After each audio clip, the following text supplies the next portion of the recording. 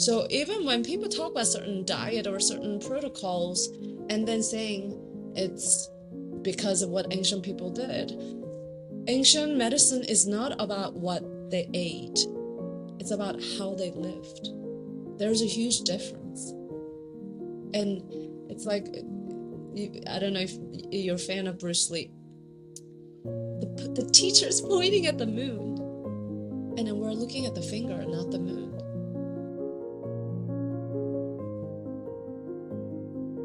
So, Dr. Kathy Yao, thank you so much for your time, for giving up your early morning Monday in Madrid It's my pleasure. Thanks for to have having me. this It's an honor. conversation.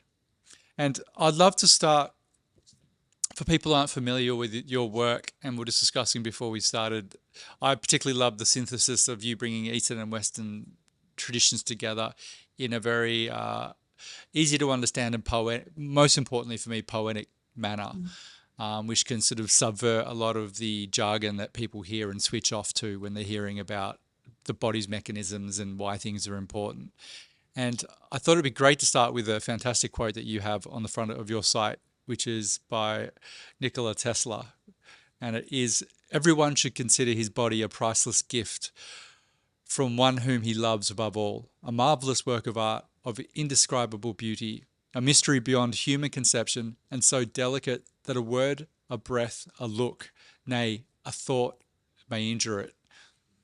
And that, if you let that sink in, is incredibly profound. What we're learning when we're learning more and more about quantum biology and the power of our emotions and our thoughts have on our bodies and how everything is interconnected.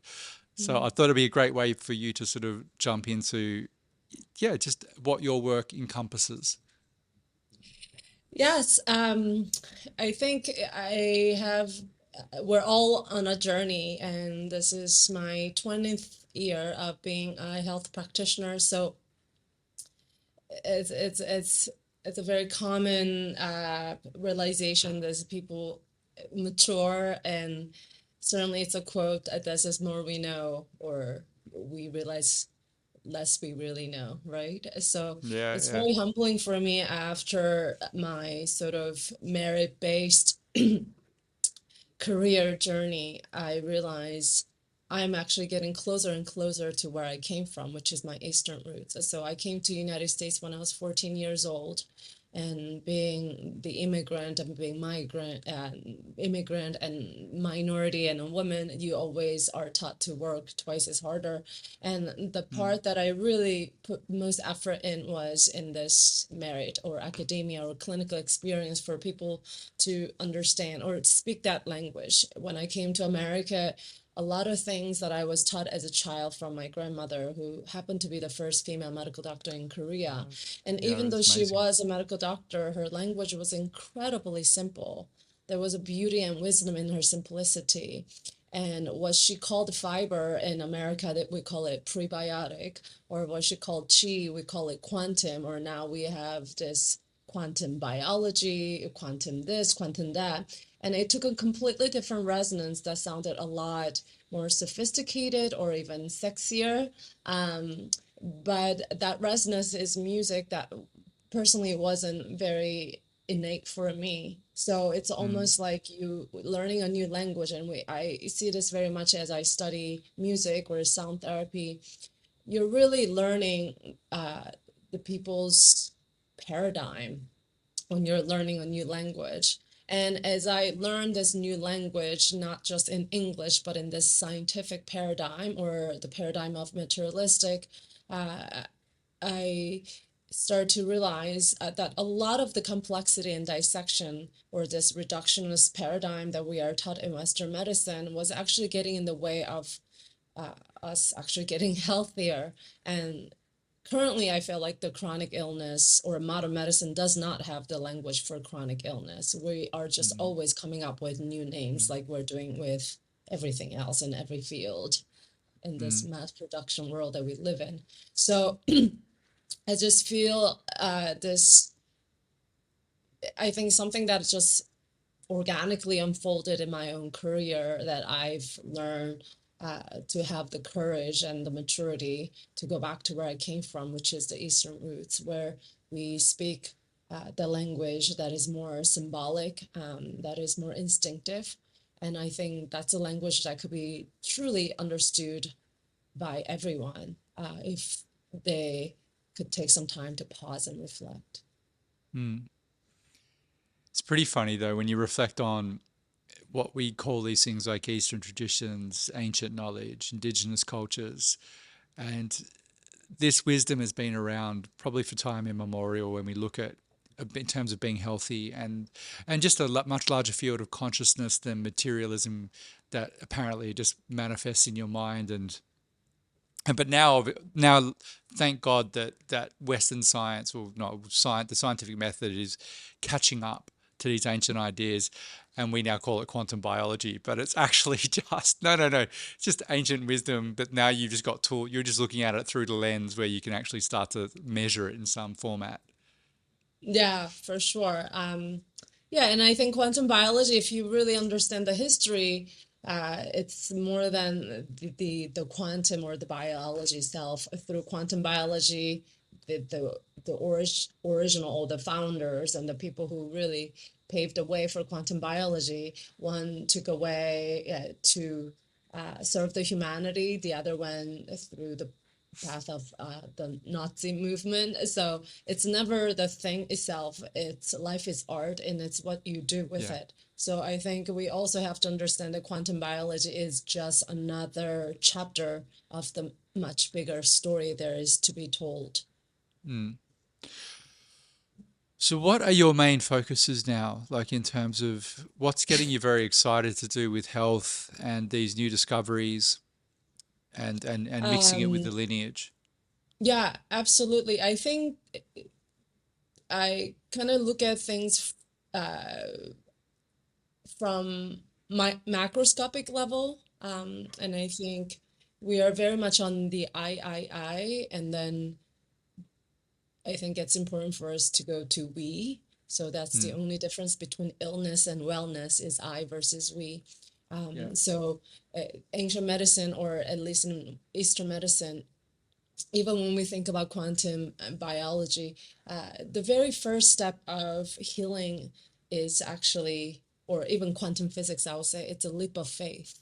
In ancient medicine, the purpose of everything that we do, including our vitality and health, is serving something that is bigger than ourselves.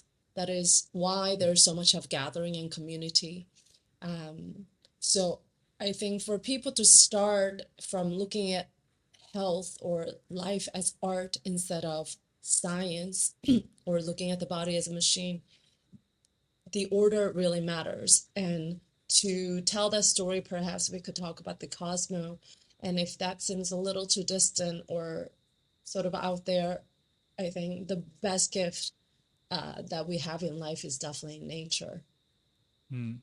So if we could really connect our body and water, for example, as the medium or this common thread that connects what's happening within our body to the ecosystem and the exact resemblance and how our body is basically created based on the exact same template or our consciousness of nature's design. I think that's something that I'm most passionate about. When you say life is art and how that feeds into wellness, what does that mean to you? And what's some practical things that because I absolutely love I love that term and I love viewing things in that manner. But if someone wants to think pragmatically, well, how do I begin to view life in that way? What's your I, I think art is all about not having limits, and it's all about transformation.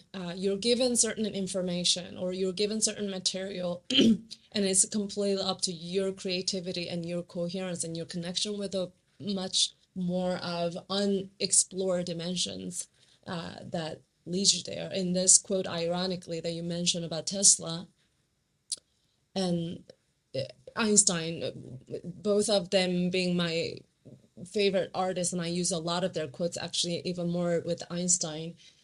These are the people who had the courage to follow the answers to their questions, and often they had to look at things outside of the box. And I think that's what life is. And when it comes to health, it's so important nowadays mm, that because we don't have the proper language, and because modern medicine, including functional medicine, including quantum biology, having very shallow roots, and ironically talking about the root cause, right? So Mm, when there's a shallow root, or in medical term, root could also mean philosophy, and if we don't meditate on that level, it's very easy for us to kind of turn that into conventional model. That means looking at only inside mm, the box. So looking at the solution outside of the box, or realizing that there is no box. That's what the scientists were able to do, and that's when new discovery happens.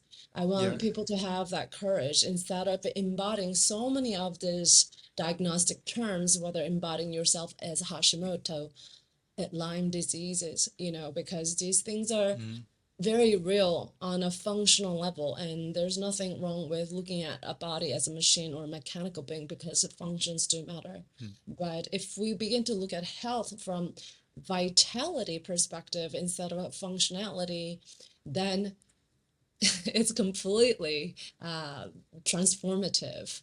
And art is transformative, turning yeah. something that may look ugly or destructive or chaotic into something that is organizing and something that is inspiring. And I think that's basically what healing is. It's an art. And the emotional impact as well, that when really great art hits you, it doesn't need explanation. Like if you go and see really great art, it just knocks you off your feet. And it's that ineffable element of life that I would say makes life worth living. And yet we try and be reductionist and understand it. You can't understand it. It's healthy to be completely surrendered to that mystery. Yes, And, the minute and you try to explain it, it's it's gone. you've missed it. Yeah. That's a basic philosophy of quantum physics. Yeah. But then I think of the emotional element with healing and health. It's trying to understand the as you said, like the components of what's like mechanistically making you sick, but the whole driver could be an emotional trauma in you that you can't even see. And until you address that, you can continually be getting illnesses because you're putting negative emotions consistently into your body. Yeah, absolutely. And we certainly see this in heart rate variability, as well as, what we call heart coherence. Um, it's called heart rate variability because, in fact, it constantly varies. And Mm, one way that we influence this, and it's a really incredible biomarker, is our perception. So I think the mm, environment mm, that we live, things that we pay attention to, I think space, I think that's how energy communicates, right, or yeah. interacts with each other. So when we talk about something like non-native EMFs, uh, is it really the EMFs, or EMF is actually interacting with something such as accumulated toxins? And it could replicate, it could trigger, it could reactivate, but it's actually interacting through space. So for me, space is also very important for me, meaning what kind of environment do you Mm, spend most of your time, geometry, art that inspires you, the noise that you hear. So even the emotion itself, it could be also used in a different language.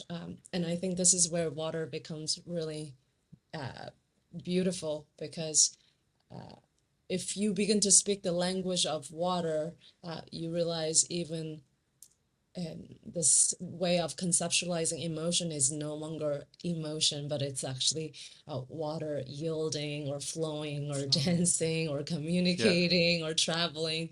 And then you realize you don't have to embody that emotion. It's something that is constantly moving, Moving through or you. Yeah. you don't want it to solidify. Yeah.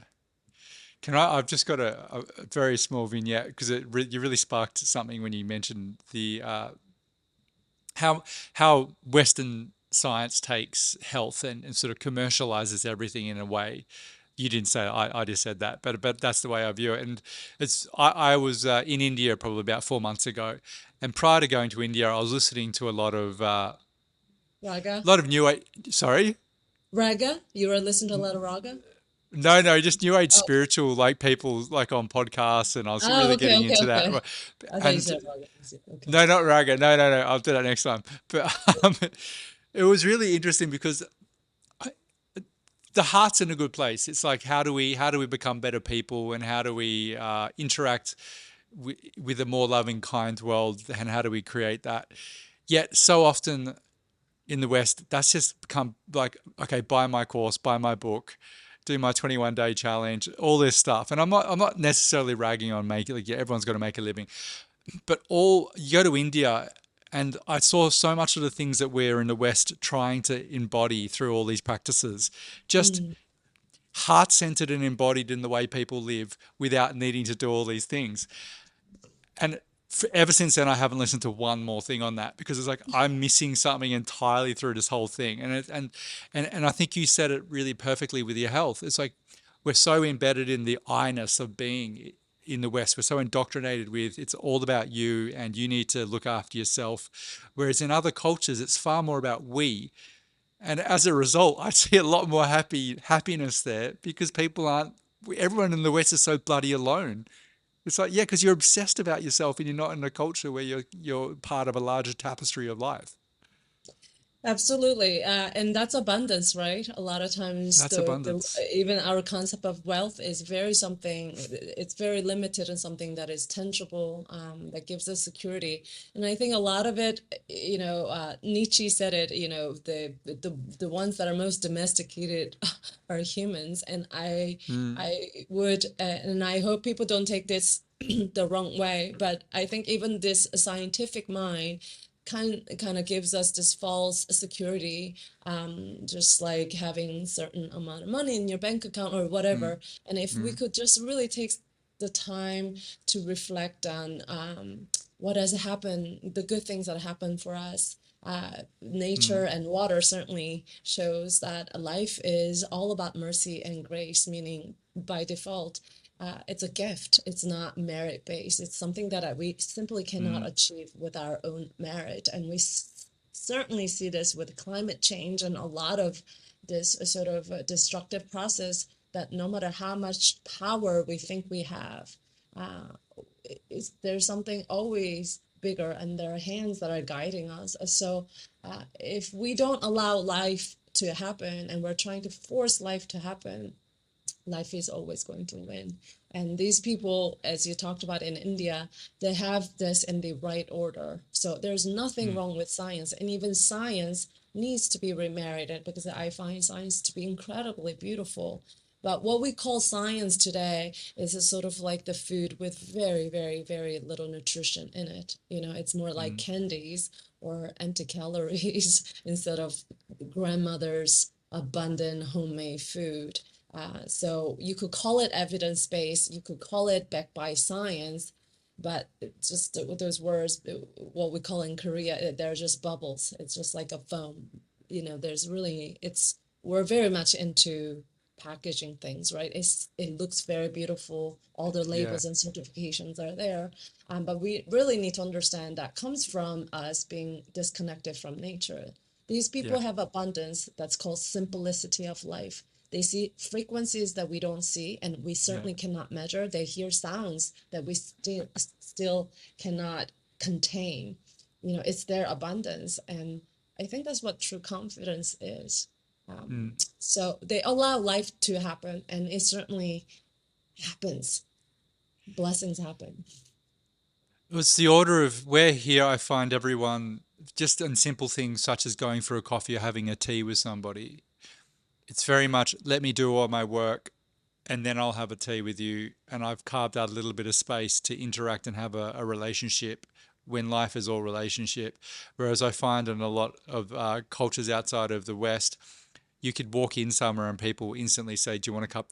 The time is there. The time is abundant. They have time to have a tea with you because it's the first order of things is relationship, and then business can wait. Business can come second. It doesn't mean business won't happen, but it's not the first order. And I think we've just got that so back to front here. Exactly. It's very backwards. I think that's what, and because I'm so passionate about sometimes just the New York and Leo part of me just has to say Yeah, very yeah, transparently, it's so backwards. yeah. It's like spraying the plants instead of having the goats there and, everything working circularly. It's very counterconstructive. And I think right now, when we look at very universal principles, instead of talking about the latest cutting edge technology or discovery or whatever it may be, if we could just look at something like thermodynamics or the second law or the law of conservation, or more order there is, more chaos there will be, or what we call Mm. entropy, right? So Yeah, yeah. if our goal is to keep that yin and yang balance, so where we are going is that we are so obsessed with the language, the biohacking, and the latest discovery. What we really need to look at it is as like a tree or iceberg. How deep is it? How Mm. deep are the root system? And for that, we have to go to simplicity. So my goal right now in medicine at least is to find a language that everyone could understand, not just modern science Mm. and people who are up to date. I think that's going to bring us together and to decrease that entropy according to the law of thermodynamics. And that means Mm. we have to go back to simplicity, because Mm. enough people are doing the good work of complex work. Um, so I think I need to do the opposite to help people find that balance. Mm. It's also that's the only way to. I think if you can't make it simple for people, it's not going to work. They're Einstein not going says to. so. Yeah, yeah. Oh, it's a great. Yeah, if you can't say Yeah, he something said if simply, you then you don't can't explain understand to it. 5-year-old child, then you really Yeah, don't understand it. And yeah, unfortunately, I think very few people understand what they're yeah. talking about. Well, when you're looking, I You know, think including myself, I'm sure. no, yeah, no, but I The think if you're language, looking, it's a language problem. but you can be looking in the wrong place your entire life. This is the other issue. You can be looking Sure. at the wrong. So of course you're never going to understand it because it's never going to make sense because it's not meant to because it's not the right order. For example. Absolutely. I mean, when I surf in Costa Rica, I often think about that. We're so focused on the waves that we are not paying attention to the direction of the wind. And Yeah, then we don't get to, it could be dangerous, and there are consequences, right? So it's important to pay attention to the wind instead of the just the waves. yeah. Awareness. So let's jump into we've mentioned water. You mentioned water. I'd love to hear your thoughts on.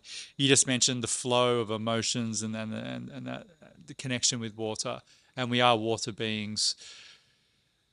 And I've talked a lot on this podcast. I have a number of people on just talking about the mechanistic values of structured water and so forth. But Mhm. I'd love to hear your views on our relationship with water and how it affects our health so profoundly. I think water is the answer. When you look at ancient scriptures, spiritual Mm. scriptures, or even stories like oral to oral handed down stories, uh, whether that's Quran or Torah or the Bible. For example, in the Bible, water is mentioned 722 times, I Mm. believe, more than the word faith and hope and prayer. There's a reason for that.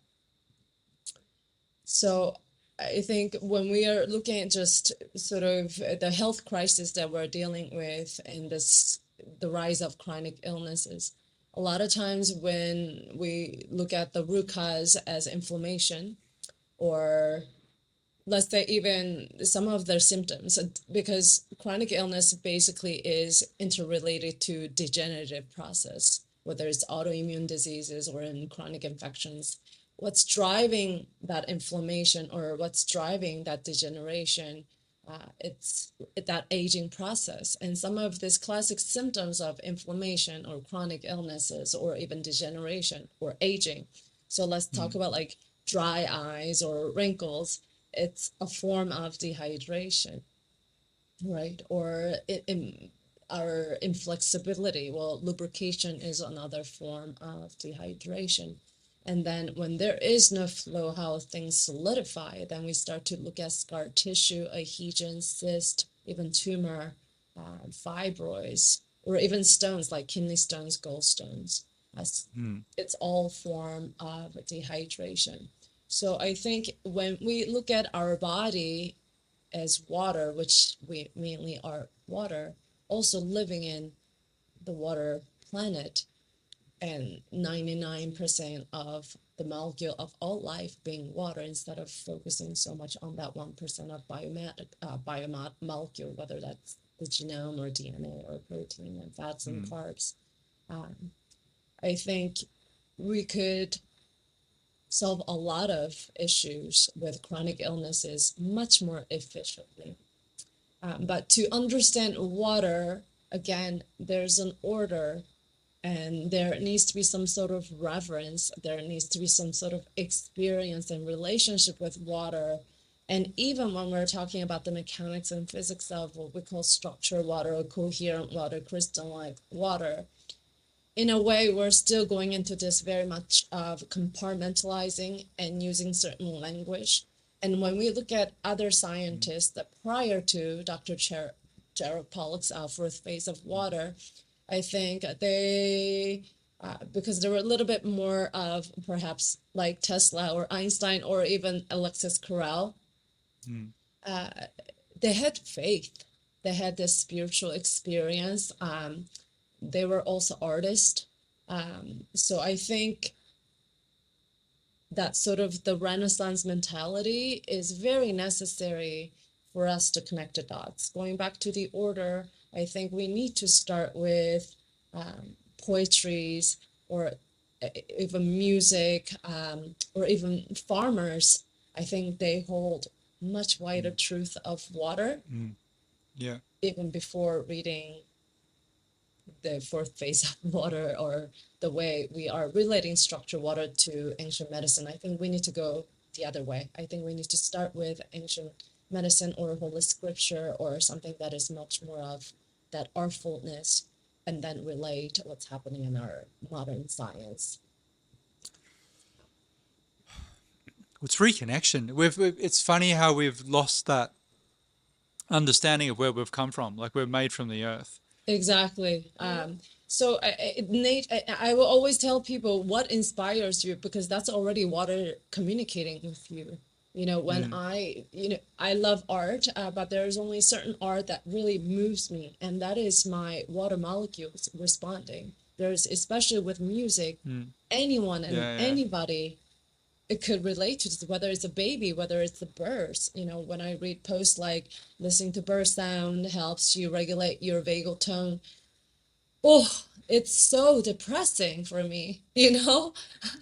I would say the other quote, I forget her name, she's very well known, Maya, I forget, and she says, Maya, yeah, yeah, I know yeah, who you're she talking about. says Yeah, birds don't sing because they have an answer. They sing because they have a song. I think that yeah, that is so much of wider truth of what water and the yeah. sound means than someone saying the studies show that listening to bird sound does this to person. If we're going on that route, then we better measure every single millisecond of what we're doing. It's And worse that's than not that. going to lead to positive outcomes. And Yeah. certainly that's not a valid quantitative value. And I hope people understand this. So your intention is so clear, and the stories and folkloric stories, especially folkloric stories are so incredible because it shows uh, how the cosmos and the bigger life from your mitochondria to multiverse, how we communicate, Yeah. right? So I think it's so important that our intention or our purpose is well grounded, and then we could begin to, because it could take to complete two different paths, right? It already has though. Like if I look at when you say that, like the bird sounds regulate are good for regulating X in our biology. It's again coming from that deep separation of I am here, the world is here for my usage, What and can it do it's for me? what can it do for me? And that is going to make you so lonely. It's not funny because rather than Exactly. being, I am a part of this world, I am just another part of this world. And isn't it a profound mystery? And let me just delve into it. Like I need to give something up in myself to really experience it. And just watching with that rather than everything needs to be quantified to, is this going to make me look 5 years younger? Like, or some other metric that is really just coming from a deep fear-based response to Yes. life. Exactly. And we often do this with regrets of, holding on to the past. If I had done this, this would have happened. Yeah, If you made that choice, everything that around you would have been also different. So it's not that you make one decision, just that one yeah. decision, that the thread that is connected to everything else, to the place that you've never been to, will be completely different structure. So I think this wholesomeness, the whole story, the whole picture, it's incredibly important. Mm. I want to kind of want to give it just because it's also the answer. Like, and I want to love to hear your thoughts on this. If just the how do we find our way back to some of this? Like, what have you seen with patients you've helped who are, let's take someone living in a city in an apartment. They don't get a lot of chance to connect with nature. So that might be, I'm not sure if I'm making it too complicated for you to respond, but like, what are just some basic things that you help people with for them to discover this in themselves, to reconnect to their heart, I guess, be a Yeah, way of putting it. I think there are two things that I try to do in is first I try to speak their language. It may not be the language that I resonate to, but I'm here to serve. So it's really important to humble myself and listen to their needs first, how their thought patterns work, what's important for them, where they're meeting them where they are. And number two is looking at a very fundamental needs of all life, whether just like we're talking about water, water gives life, so we have to look at life, uh, what sustains life. So hydration, sunlight, these are things that anyone and everyone could understand, that are fundamentals. So I try to go from the very broad, the basic needs, as well as also letting them know that their particular needs are being heard, that this is not something that is so far from them. And then, because once you start to understand their thought pattern or their language, then you know what resonates with them. Mm, So we could start there. And this is where science is incredibly important, because we could talk about, oh, well, we've been so disconnected, all those things. It's a shame, but where can we start? Because sometimes you can, like C.S. Lewis, you could start from the place of logic or reasoning, and that could lead you to God. You don't always have to start from culture, especially if, you weren't given that opportunity. So, but that desire, that yawning is there, and that's mm, another common values or that we of all being share, human. because that is the food for our soul. So we Mm, could do all the things to sustain our cellular health, but when our heart is not, that voice is not being heard, and when our soul is dehydrated, we're not going mm, to have a fulfilling life. And a lot of things that we're pursuing through health protocols are going to be more of a short-term base. So you mm, always try to listen to their story and see how you can meet them where they are. So if they live in the city and if they love flowers, perhaps I will have them do something very simple exercise and just starting to have relationship with a flower, like you said. Everything is based on relationship. If there's no relationship, there's no life. uh, if they like to be outside, or if there's something in nature they can make relationship with. I also do this with people who are very heavy on this carnivore diet, and I'm certainly not um, rigid on one specific diet, but if people could start to build relationship with their food, where they come from, what kind of environment they lived, especially they are animals, they have central nervous system, they need to mm, be grown in a natural environment. So it's always about building that relationship, that we look at it from a very different perspective. mm. Do you find when people do start to become healthier, though, so that they clean their water up and their food, that the consciousness will naturally begin to also emerge in the body? I think so, but as I mentioned, certainly because chemistry is definitely important, but mm, I cannot say for sure because life speaks to us in so many different ways. Yeah, As I said, it's yeah, limitless. So I would never say, no, you have to start from here. But I think healing is all about being in the right place and the right time. It's all about matching that frequency, right? mm, So me trying to do something on my own versus allowing that life to happen, it's very, there's a vast difference of mm. outcomes. I don't know if I'm making sense, you know? No, Uh, I think yeah, so all the blessings that I could count that were immense, they were never on my own merit. yeah, As I said, it yeah, was grace-based. It's something that I could never achieve on my own. yeah, So I think praying over your food, as we uh, know about how what makes water so unique is store its ability to store memory, and certainly indigenous people and the ancient wisdom. It's a ritual practice, just like gathering the water, just like the river network that we see on a leaf, how it mm, transports nutrients through water and interacts with the sunlight, or from macro perspective of Amazon river network, that same ecosystem exists in our own circulatory system or our built-in detoxification system, whether that's the lymph or the liver or musculoskeletal. They're all mainly water. So I think there are different ways that we could raise that consciousness and make that connection, but more you lose the I, because consciousness has no limit, and more you are able to be aware of that observer, I think ability to mm, heal amplifies, that's for sure.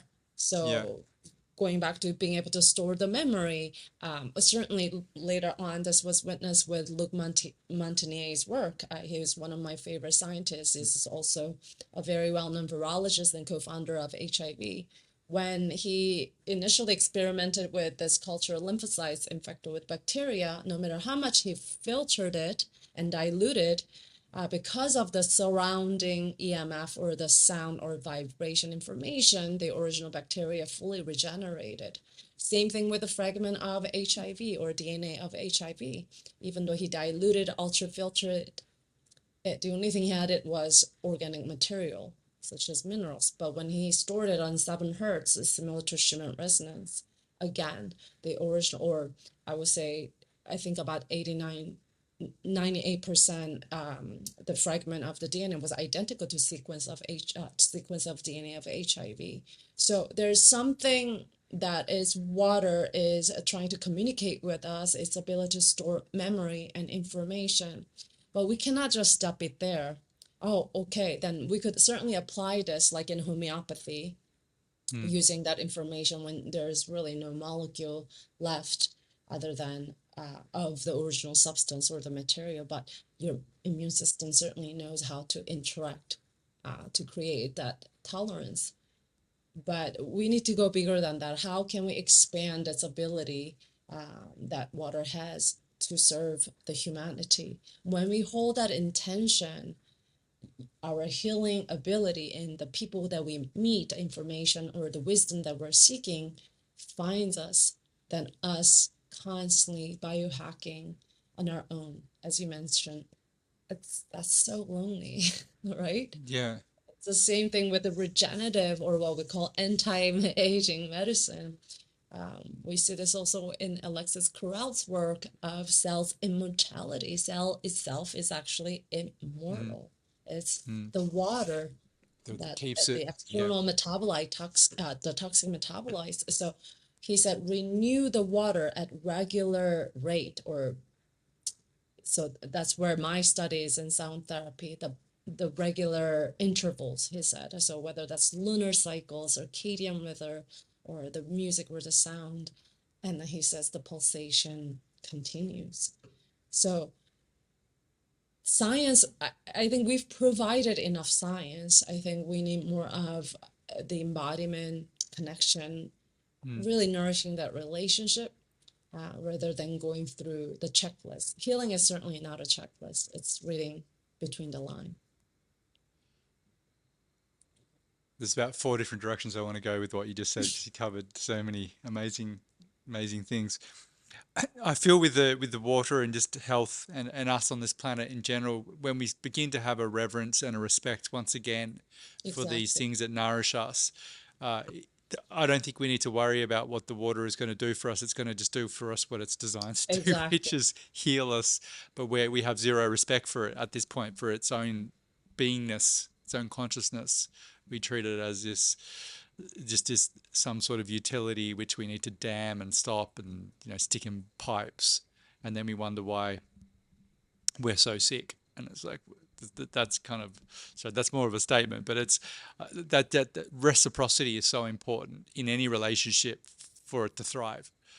And at the moment it's completely, we're in an abusive relationship with the planet at large and water for the most Yeah, part, for not all of sure. We're us. very dehydrated in many different ways. And when we have this water conversation, I do want people to understand the water we're talking about certainly isn't just drinking water or the water No. that we shower with.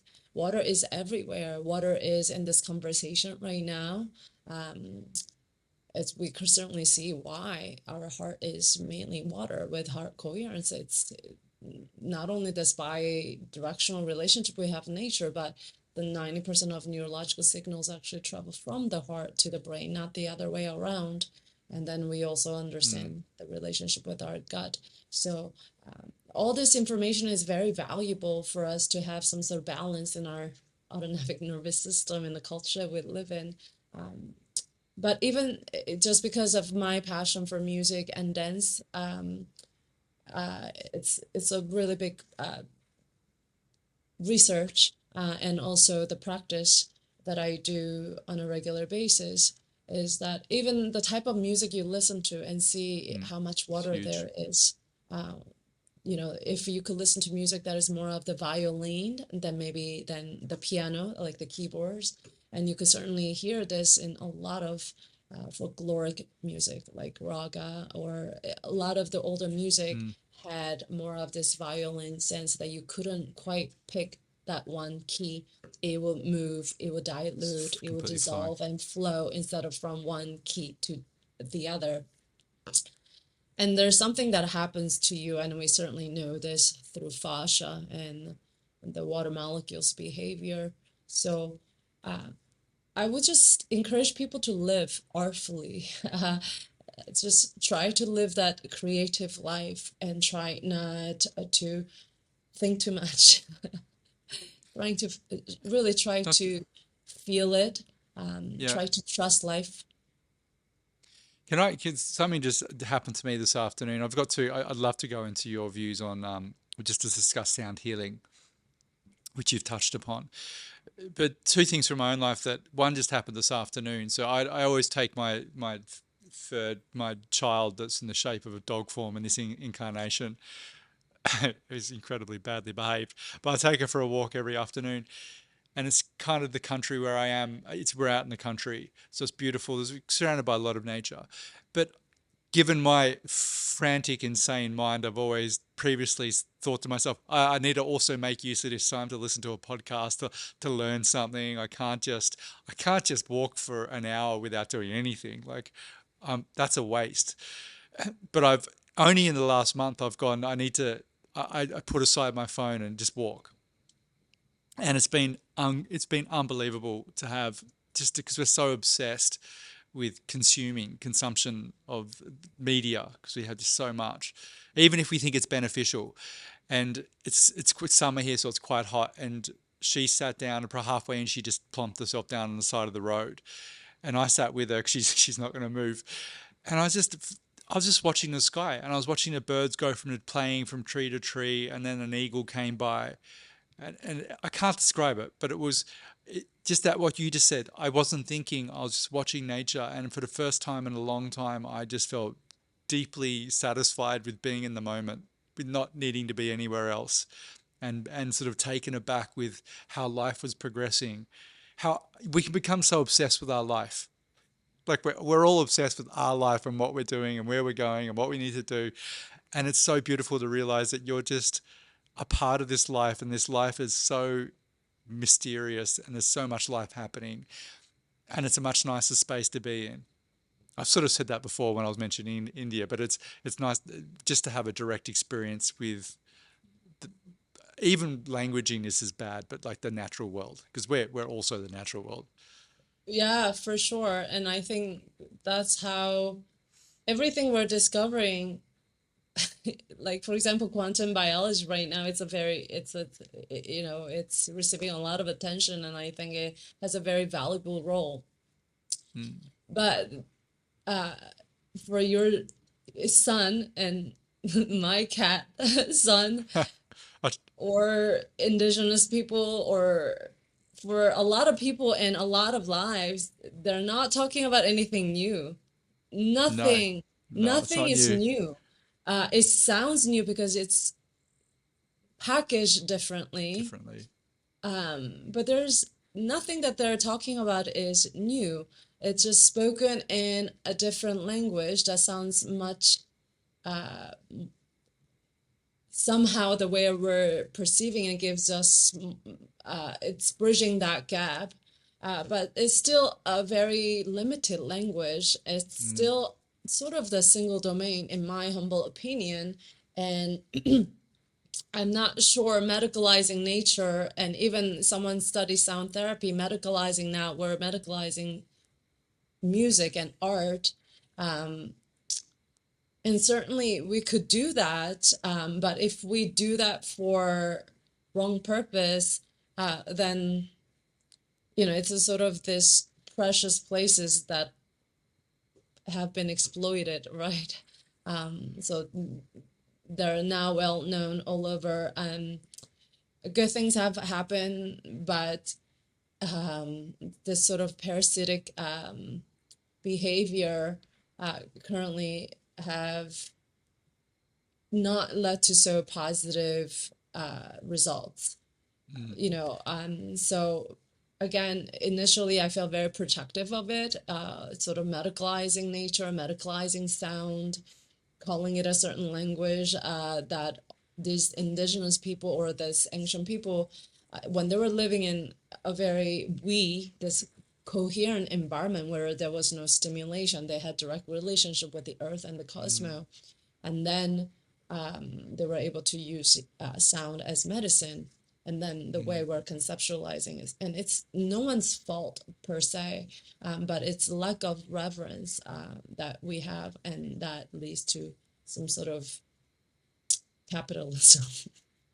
And the beauty has left. So I want to comment about your walk in nature, and I think what just because everything is connected and we're one. So truth, that's what makes truth truth. What is true for you has to be true for me, like gravity, for example, Yeah, because yeah, truth I is one, and completely that's agree. when we're talking Yeah. about consciousness. So the minute you're being present and you're in creating the coherent environment for yourself, that would certainly transmit through your podcast. People will hear that bird sound. People will Mm. visualize that beautiful sky just in different form. And I think that's quite beautiful. And that can lead to good science, because good science is all about diversity, different Mm. perspectives, different experiences.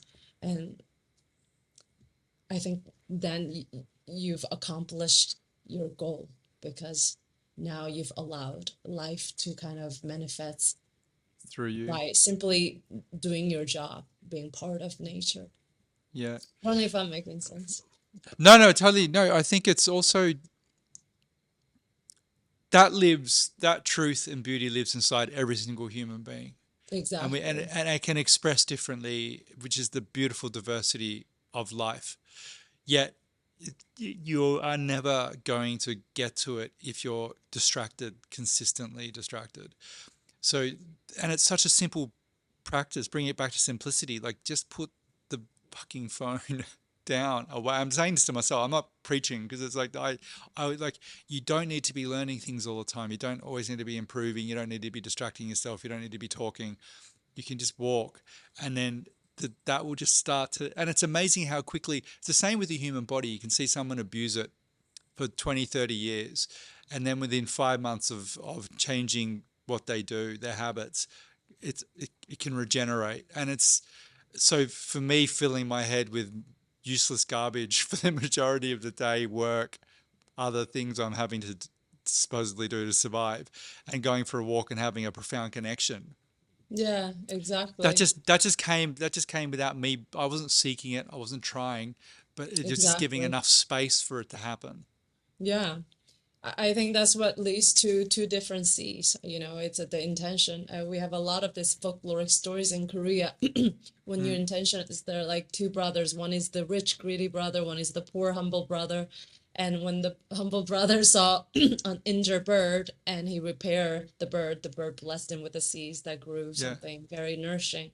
And yeah, then when the rich, greedy brother saw that, he said, I want that. So then he purposely went and broke the bird's leg and then repaired it. And the bird brought the seeds. And certainly that seed led to something very destructive. destructive. So, Yeah, and it's not for people to feel afraid or feeling guilty. Sometimes we don't know any better, but just always remember that life is very graceful. I often tell people biohacking is like shopping in a huge mall and you're just looking for that one pair of shoes that fits your size that you really like, and it's the one they're looking for. And you have to go through so much effort and time to look and then try to look for the right one. But when you want life to happen to you, when you do the right thing, when you discipline yourself with repetition, like martial art, yeah, of doing the same thing that birds and the trees and the insects do that seems so boring, but they do it. They abide by nature's mm, law, doing the same thing. What you're doing is building a solid foundation that no matter what happens, you will be okay. And the shoes will come to you, or whatever you're looking for, the information they're looking for will present itself to you, even instead of you having to go through so much of chaotic environment. And along the way you're actually absorbing that information, and there's no way of tracing how the information is going to change your thought pattern and the decision that you're making, and yeah, how that's going to lead to your well-being.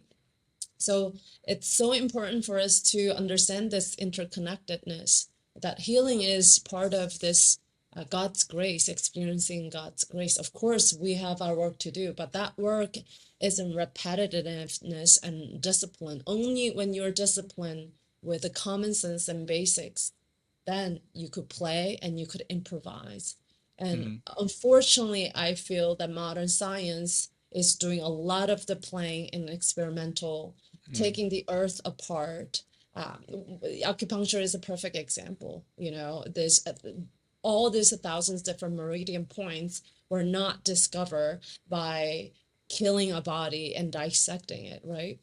yeah, These ancient healers were meditating, and the image of these meridian channels were shown to them through meditation without disrupting anything, not digging anything, not killing anything, not causing any harm to ecosystem or any life.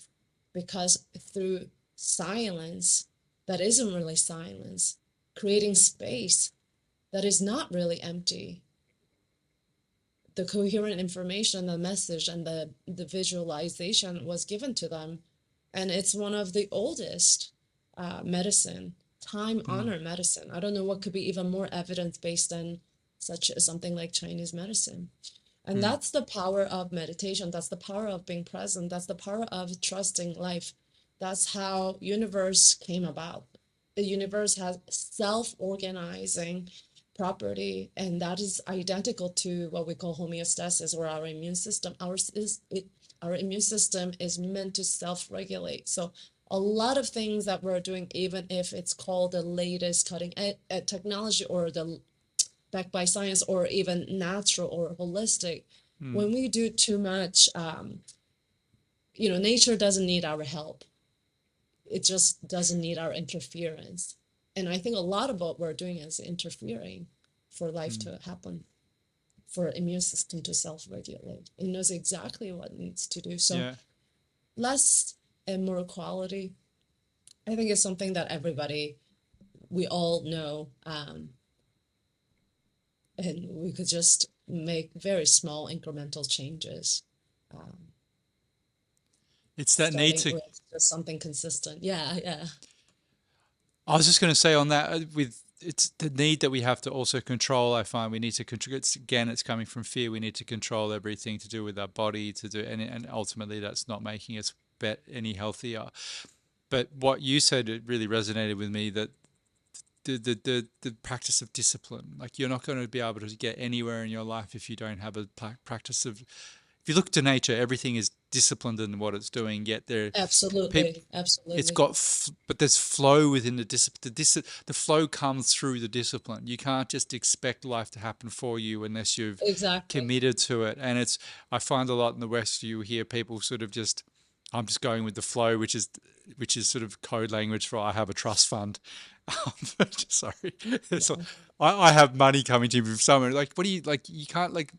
I used to be a photographer uh, in another life, and the interesting thing with really, I got as far, I got very far with it in terms of as much as mastering that skill. I mean, look, it could be endless. You could go forever with any art form, Exactly.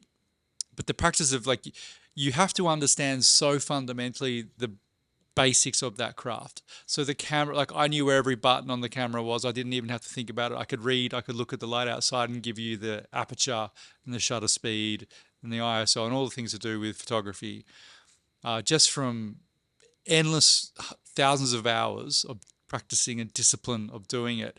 But then what came at the end of that was that you could let go of all of that and be completely present in the moment to then be in the flow. But it was only a result of the discipline to get to that point. Because if you're just trying to get to the There's flow, no you'd other never get there. way.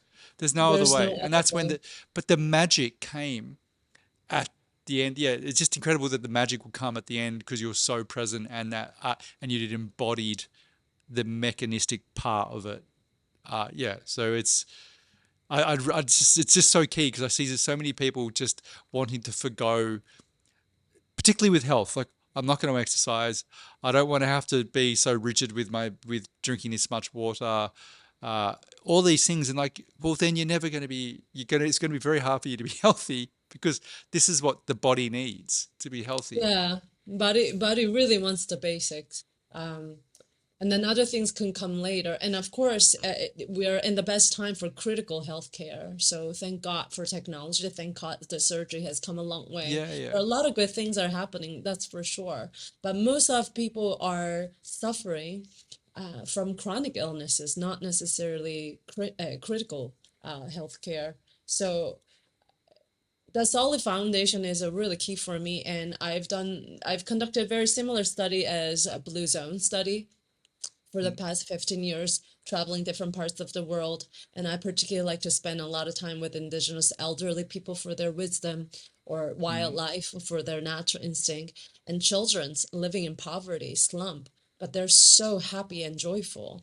mm. So I gather different data, if you would say, and I see that the healthiest and the happiest people are not the educated people or the people that have sufficient trust funds or have security. Those things absolutely matter and can be helpful. But their confidence comes from, as we talked about, relationship. That the things that they have done all their lives right now, traveling all over the world, even the way we travel is very similar to the way we're biohacking very superficially. You go to many different places and take pictures and put it on your Instagram, but how much do you really understand that Be there. culture and have Yeah, immersed yourself using all different senses of your body, including your relatability, flexibility, have you practice, empathy. And so for me, these happy, vibrant people that live the longest lives have common sense. They have natural instinct. yeah, They have common sense. They know how to fix things without Googling. They could just use a stick that is on the ground and just put it on the horse's back, and things are even now. That creativity comes from discipline and living in one place, growing roots, and not having to need things, which is a distraction that I kind of described earlier. We think more the merrier, but we don't understand time is money. And actually, time isn't money, time is life. Yeah. Time is life. Yeah. So if we really want to be efficient, you just can't cut corners. You have to start the basic. Yeah. And I think using that primitive brain that we have to talk about, this trium brain, three different parts of the brain. A lot of people talk about the other two brains, but I think it's really important to use that primitive brain, especially for our emotional health. When we talk about Mm. vagal tone, autonomic nervous system, uh, we certainly have to use our practice, our natural instinct. Patience as well. If I think with everything, like just impatience comes from fear, and when you actually have patience for things to grow properly, once you've watered that Yeah, seed, yes, yeah, absolutely. Absolutely. it, But when you practice the basics, just focus on the basics and just do it routinely. It has always worked for me, and I think it's a game changer. It's a mm, repetition, yeah, consistency, just observe nature. It's able, we think that the birds have such a sense of humor. Even when we look at our yeah, pet children.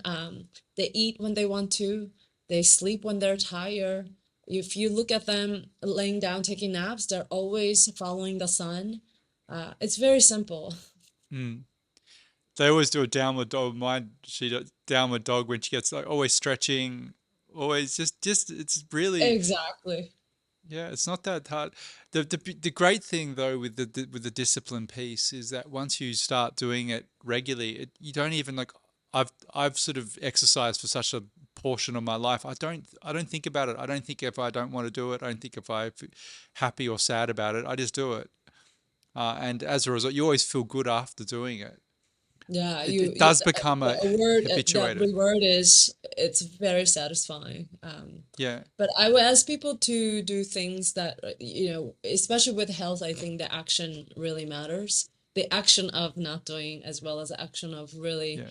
um, taking to action instead of, we're just so cerebral right now, and I think it's so out of balance. Yeah. A couple of years ago, I was speaking at a conference and we're talking about infectious diseases. And I put up three pictures. I think it was a neem tree and black walnut tree, and then Mm, maybe, I don't know, but three just pretty well known, maybe wormwood, just a very well known, common antiparasitic herbs, plants. And I don't know, there were maybe over 1,000 practitioners, and maybe one or two people could identify what they were. They knew all the medical properties and chemical properties of these herbs, but if they were taking a nature walk, they would they wouldn't recognize it. Um, it's like thinking walnuts grow in a grocery store. don't A they? lot of times the children think that way. It's so important to go back to where we came from. So Yeah. even same thing with water. When we think about water and hydration, uh, being a surfer myself, and not everybody loves the ocean. Maybe some people like the mountains and they're afraid of big waves. But being a surfer certainly has helped me so much to understand what we call structured water, um, as the rhythm, and how there are just different stages of life. When you go from the birth to you reach, and there's some sort of catalyst that breaks the water into the white waves, and then it goes back into the blue. But ocean is often known as our birthplace. Three, however many billion years ago, Mm, and then a little bit later with photosynthesis, with the great oxidation event, and then even more, couple hundred more billion years, enough oxygen to build up in the atmosphere to support more complex life. There's very much of evolution is witnessed in our own body, human body, as the baby is becoming a baby, when life happens, literally going from a single to double cell to multiple cell to kind of this fish-like to amphibian-like embryo to reptilian until it becomes mammal embryo to a human baby in this amniotic sac. You're literally in the ocean. And I don't know how else we could, the science is there. I don't know how else that we can't not see. I think Rumi said it, we're just a drop of ocean, right? And we're also It the ocean holds in yeah. so much wider truth. He's saying it so much better and Yeah, wider. then In this, it's exactly like my grandmother, and a lot of this ancient medicine, they use this simple language using elemental profile or your constitution. There's just too much heat. We're talking about this rubor or dolor, a medical term with inflammation, this fire. But then the Chinese medicine doctor will say there's too much dampness, and then what's happening in the lungs and too much of the water, not enough flow to the large intestine. If we could begin to use this sort of more instinct-based language, I think our chronic illness conditions could be resolved much faster because mm, it's a language that we all instinctively resonate with and recognize. We just haven't been able to pause to make that connection because we're so insecure here, and so this is yeah. overworking. It's very heated. Well, it's fascinating because what you're talking with, like, so we're talking about health, but I see it on a much wider scope. When you say we need to get back to our instincts, when I look out and see a lot of confusion just with interpersonal dynamics, say even between the sexes, and you look at evolutionary biology and how long it has taken us to evolve and the things that we're attracted to or not attracted to. And Exactly. we have had, I don't know, like depending on what ideology you want to grab onto, say it's been 50 years of modern thought of a certain topic that somehow negates evolutionary biology, which is hilarious. It just makes Yeah. people really confused because they don't know. They know they shouldn't be attracted to something, but they are. And we're all. And then you get this new age spiritual movement saying that no, you just need to transcend your body and bastardize Buddhism. It's all about not attaching. And so there's one part of people are being told. It's just so confusing. Like one part's like you need to transcend and go to some new 5D reality. Uh, but for me, like it's also like no, we're human beings, we're animals. Like the whole point here surely is to have a human experience, which Exactly. includes transcendence. It includes being incredibly base, like it includes going deep into the earth and deep to the sky, but you can't have one without the other because then there's no balance. And it No. all comes through, yeah, it comes through some very basic practices, which we have the framework for, which has been written about, and it's already there. Like we don't need to go to science to find this. You're going to be much better off reading poetry or reading. Like I just found, about the Dead Sea Scrolls and the Essenes. Have you read any of Yeah, yeah, yes, of so that course. yeah, so the Gospel of Peace, like which I really loved. But just talking about how that talks about water and talks about food and basic things to keep your body, and it's all in a very poetic language. Like there's more in that than sitting down for me and reading encyclopedias on, doing red light therapy in the morning and then doing Yeah, 15 yeah, minutes yeah, of yeah. cardio and then eating Exactly. half an orange and then drinking your structured water. Yeah, I agree with you. Because again, we go back to universe's greater intelligence doing the work for us, and that is the order of life. And we could Yeah. certainly prove this, or we could certainly, the science is, it manifests in science as well. So a lot of this wisdom that we talk about, it's not just for spiritual satisfaction. It has fully physically manifested in science. So I think at this point, we're just kind of fooling ourselves with our attachment to this causality of, cause and Mm, effect, a characteristic of science, when there isn't even a solid consensus. Even when I think about metabolic detoxification with a lot of mm, patients that I see, or this methylation process, or how much of vitamin D they need to be taking, we realize there is no such thing as a standard, and we're looking at one metabolite where there are 20, 30 other ones that haven't been discovered.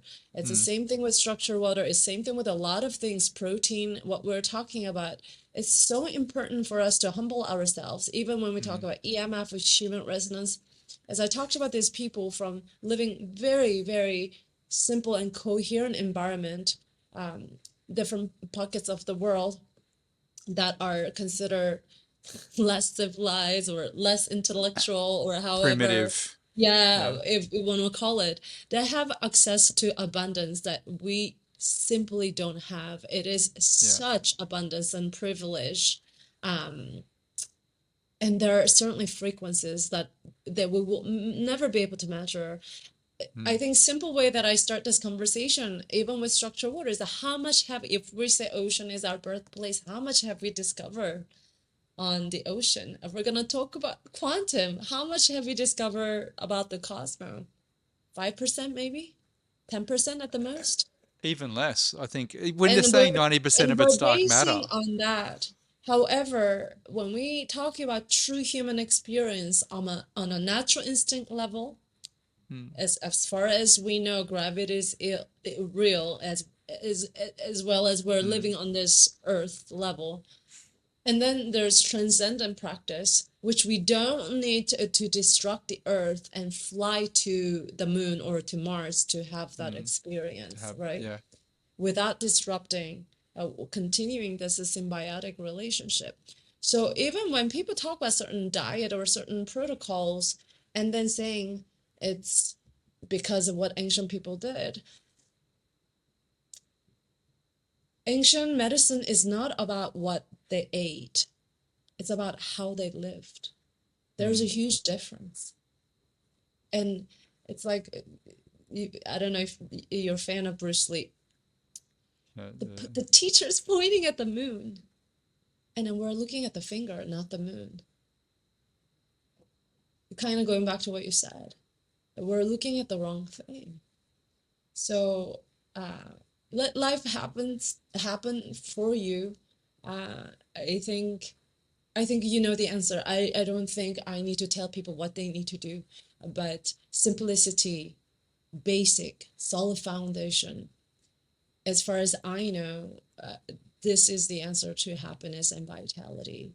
And I've certainly collected sufficient data to satisfy modern people's intellectual needs. But I think we all know that have some, having common sense, having daily routine, very similar to blue zones, having connection, sense of purpose, knowing kind of what we are here. And I think that's another gift of intracellular hydration. It's not just going to help us be well physically and not only emotionally, but really help us to explore that metaphysical dimension and kind of find that answer. Not even find the answer, but give us the courage to follow the answer to our question. Why are we here? It's the ultimate question of humanity. Kathy, that's just a beautiful place to finish. So I'd love to. We didn't really touch upon any of the any of the actual. That was funny. We had some things people that we're going to discuss, but we went on a much more beautiful freewheeling conversation, which I I think really it enjoyed. unfolded It unfolded organically. perfectly. Yeah, Yeah. yeah.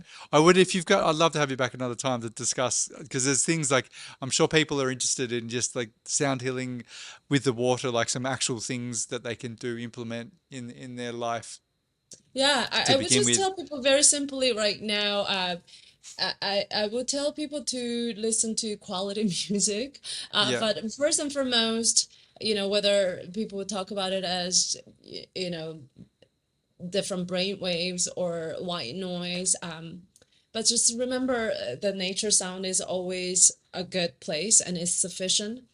And also, don't forget that your body is an instrument. My mother Mm. is a classical pianist, so I was very heavily trained in classical music. Now I study more of folkloric music. Currently, I'm very dedicated to flamenco, and You're, I you're, would love you're for living in the right place. I just said you're living Yeah, in the right that country. Yeah. yeah, I live here for it's the main reason am in Madrid Yeah. as Wow. Yeah. yeah, because of Yeah. flamenco. Flamenco is incredible. Yeah, and the rhythm is it's very Yeah. complex. I would, but don't forget, in Western Africa, they don't teach you how to dance until they don't teach you how to play an instrument, like even a drum, until you know how to dance. So Mm. moving your I didn't body, know and don't that. forget that Yeah. the beats of the heart, it's really all you need. We don't, there's really not that much that we need to do. Of course, I collect a lot of music because I treat it clinically, but always have to start with at the basic. So don't forget, my mom always said, look at the body in terms of musicality. Healing is about how well tuned in you are. So whether it's toxicity or chronic infection, whatever you want to call it, one by one, our organ and system is playing out of tune. So Mm. if we begin to understand our body, and as we saw with Luc Montagnier's experiment with the cultured lymphocytes or even the sequence of DNA of HIV, uh, if we could just look at our body, it's so transformative to look at our body as basically a flow system responding to music. And there were many different quotes from these pioneer scientists way before fourth phase of the water or easy water that were mentioned by Albert Szent-Györgyi, who is the godfather of biochemistry, and he's known for his work for discovering vitamin C, but he was a really monumental pioneer for structured water, as well as many other people. Just basically, even Luc Montagnier said a life could form even without DNA, but under one condition, and that is human resonance. Earth is a heartbeat.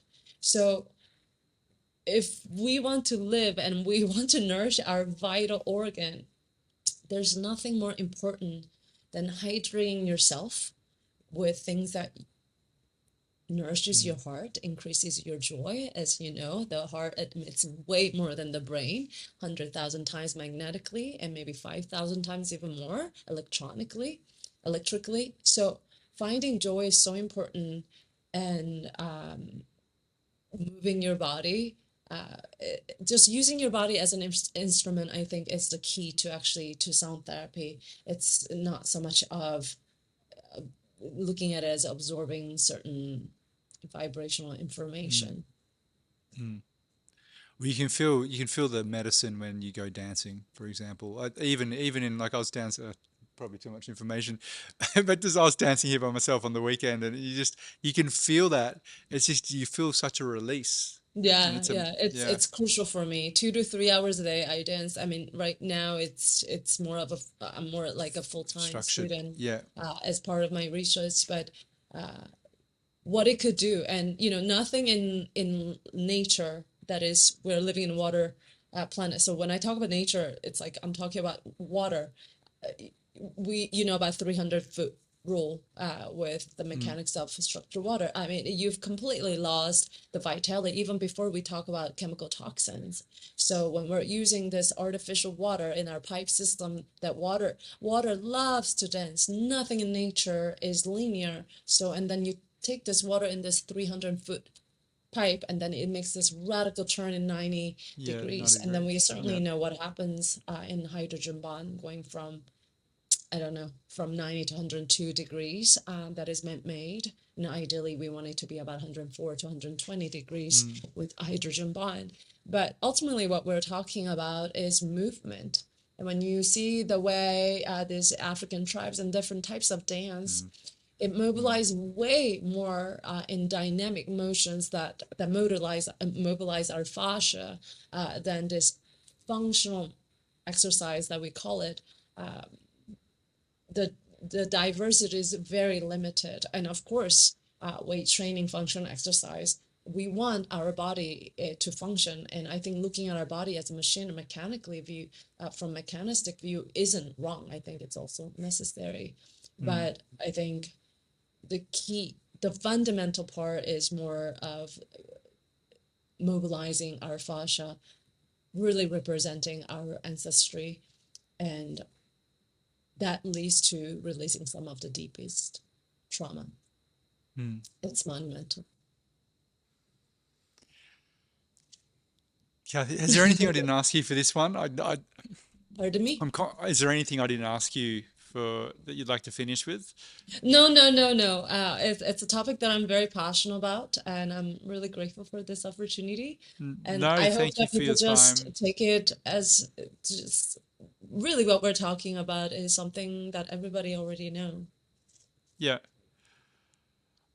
This is the beautiful thing about being a human being is that everyone people know that it's when you hear something true, it's because you already know it, and it's just you're just uncovering it yourself, and you have all those answers. It's nice, I guess, speaking personally, when you get it, when you feel seen by somebody else, or it's validated by somebody who you deem to be in a position to be able to do that for you, and then until the training wheels can come off and you feel comfortable living in your with your own internal guidance, which we all can do.